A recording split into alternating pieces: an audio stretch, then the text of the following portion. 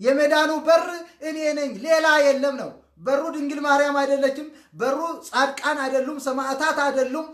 ዛሬ ቤተክርስቲያኒቱ ሰብስባ ከየትም ሰብስባ ከምስራቅም ከምዕራብም ሰብስባ ምታመልካቸው አይደሉም።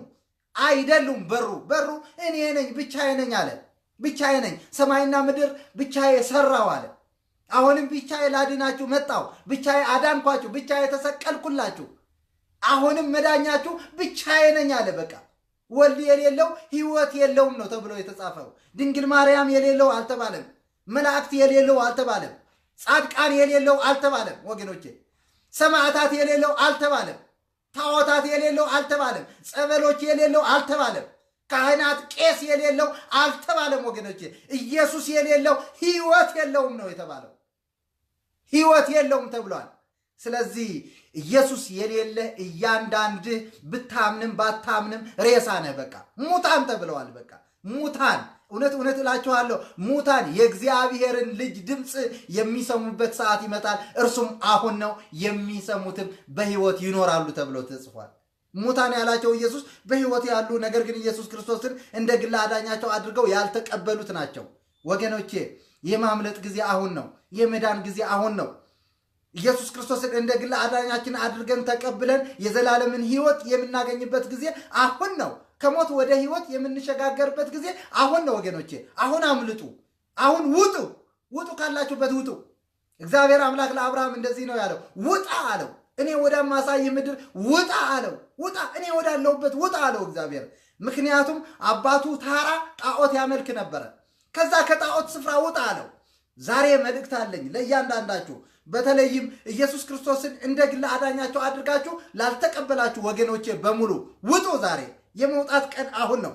ካላችሁበት ከጣዖት ስፍራ ውጡ። አሁን ከጣዖታት መንደር ውጡ። አሁን ከበዓላት መንደር፣ በዓላትን ከማክበር መንደር፣ ታቦታትን ከማክበር መንደር፣ ድንግል ማርያምን ሰማዕታትን አከበርን አመለክን እያላችሁ ከምትኖርበት መንደር ወደ ኢየሱስ ክርስቶስ ውጡ። የሚወጣው በመንፈስ ነው። የሚወጣው በመንፈስ ነው፣ በልብ ነው የሚወጣው። ምክንያቱ በሐዲስ ኪዳን በልብ ነው የምናመልከው እግዚአብሔር።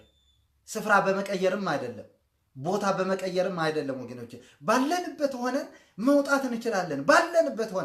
ባለንበት ሆነን ከአስተሳሰባችን ከገባብን ትክክለኛ ያልሆነ አስተሳሰብ፣ ትክክለኛ ያልሆነ እምነት፣ ትክክለኛ ያልሆነ ሃይማኖታዊ እይታ ከዛ መውጣት ነው የሚያስፈልገን ወገኖቼ። የግድ ከአንዱ ሃይማኖት ወደ አንዱ ሃይማኖት ሽፍት ማድረግ አይደለም መዳን ማለት። ባለህበት ሆነ መዳን ትችላለህ። መተው ነው። የአንተን ተጠምጥሞብህ ያለ ነገር፣ አንተን አስሮ የያዘ ነገር በጣጥሰ መውጣት። ወደ ኢየሱስ ክርስቶስ ዛሬ በጣጥሰን እንድንወጣ፣ ወደ ኢየሱስ ክርስቶስ ገመዱን በጥሰን እንድንወጣ፣ ሰንሰለቱን በጥሰን እንድንወጣ ኢየሱስ ክርስቶስ በመንፈሱ ይርዳን፣ በጸጋው ያግዘን ወገኖቼ። ስለዚህ በክርስቶስ ኢየሱስ ላሉት አሁን ኩነኔ የለባቸውም ተባለ። ወገኖቼ ኢየሱስ ክርስቶስ እኛን ሲያድን በደላችንን ቆጥሮ ለበደላችን ቅጣትን ሰጥቶ አይደለም ያድነን። በዛ በኦርቶዶክስ ምንድነው የሚደረገው? አንድ ሰው በድያለሁ፣ ኃጢአት ፈጽሜያለሁና መምህሬ ንስሐ ስጡኝ ይባላል። ወደ ንስሐ አባቱ ይቀርባል። ንስሐ አባቱ ደግሞ ድነሃል፣ ኢየሱስ ክርስቶስ እኮ ስለ አንተ ተሰቅለዋል ብለው አይደለም የሚያሳዩት። ይሄ ከበደልክማ ይህን ያክል ቅጣት ያስፈልግሃል። የሚገርማችሁ ነገር ያ ቅጣት እኮ ኢየሱስ ክርስቶስ እኮ ተቀጥቶለታል እኮ። ኢየሱስ ክርስቶስ የተቀጣለትን ቅጣት እንደገና ደግሞ ድጋሚ እንዲቀጣ ያደርጉታል ማለት ነው ቄሶቹ። እንደገና እንዲቀጣ። ያ ቅጣት አያድነውም። የሰው ቅጣት ፍጹም አይደለም። ኢየሱስ ክርስቶስ ተቀጥቶልናል። ምክንያቱም በእግዚአብሔር አብ ፊት ንጹሕ መስዋዕት ሆኖ የተገኘው ኢየሱስ ክርስቶስ ብቻ ነው። ነውር የሌለው ተቀባይነት ያለው ፍጹም የሆነ መስዋዕት፣ የተወደደ መስዋዕት ሆኖ ለአባቱ የቀረበው ኢየሱስ ክርስቶስ ብቻ ነው። ማንም መስዋዕት ሊሆን አይችልም። ማንም ተቀጥቶ ማንንም ማዳን አይችልም ወገኖቼ። አንዳንዶቹ በጣም ይገርመኛል። እዛ ኦርቶዶክስ ውስጥ ሆነው ቄሶቹ እኛ ገዳም ሂደን እንጸልይልሃለን፣ እኛ ገዳም ሂደን ንስሐ እንገባልሃለን፣ እኛ ገዳም ሂደን ይህን ያክል እንሰግድልሃለን፣ ከዛ በእኛ ስግደት በእኛ ጸሎት የዘላለምን ሕይወት ማግኘት ትችላለህ እያሉ ብራቸውን እየተቀበሉ ገንዘባቸውን እየተቀበሉ ህዝብን